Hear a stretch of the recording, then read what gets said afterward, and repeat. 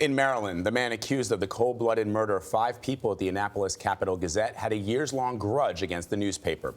In 2013, police were notified about threatening tweets sent by Jarrod Ramos towards the paper, but they determined he was not a threat.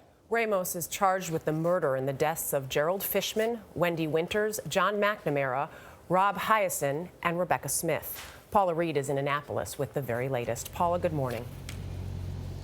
Good morning. Police say the suspect is still not cooperating, but a search of his apartment has revealed new details about exactly how he planned this attack.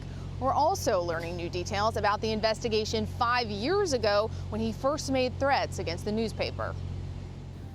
Video shows the moments after police took Jarrod Ramos into custody.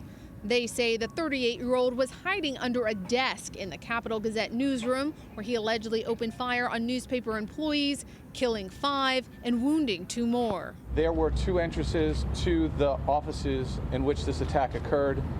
The rear door was barricaded. Mr. Ramos then, as I told the judge, entered into the front door and worked his way through the office where he was shooting victims as he walked through the office. On Friday, Ramos said nothing as a judge ordered him to be held without bond. Thursday's shooting appears to be the end of a long simmering grudge Ramos held against the paper. According to court documents, in 2012, Ramos filed an unsuccessful defamation lawsuit against the paper and a columnist who wrote an article about allegations he harassed and threatened a former high school classmate. As the case moved through the Maryland courts, Ramos wrote on Twitter that he was suing half the county and making corpses of corrupt careers and corporate entities. In 2013, the Anne Arundel Police Department investigated online threats Ramos made against the Capital Gazette. The investigating officer noted in the police report that he did not believe Ramos was a threat to employees at the paper. Ultimately, the paper decided not to press charges because it would be like putting a stick in a beehive. Attorney Brennan McCarthy represented another woman who accused Ramos of stalking her. McCarthy tells CBS the moment he heard about the shooting, he knew it was Ramos.